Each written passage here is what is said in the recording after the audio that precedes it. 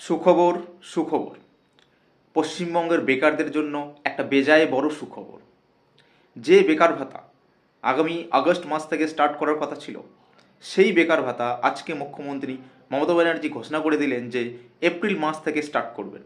যা নিয়ে মুখ্যমন্ত্রী মমতা ব্যানার্জির বেকারদের প্রতি এতটা প্রেম কবে থেকে আসলো সেটা জানা ছিল না। বেকার ভাতা লাগে, ভাতা দিব। লক্ষ্মীর ভাণ্ডার ডাবল করতে হয়, ডাবল করব।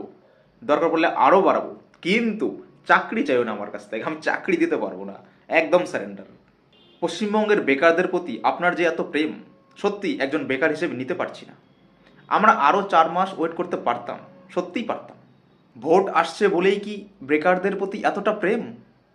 যাই হোক, প্রশ্ন হলো, অ্যাপ্লাই অফলাইনে গিয়ে ক্যাম্পের মধ্যে কেন করতে হবে, অনলাইন কেন নয়? এর মধ্যে কি রহস্যটা লুকিয়ে আছে?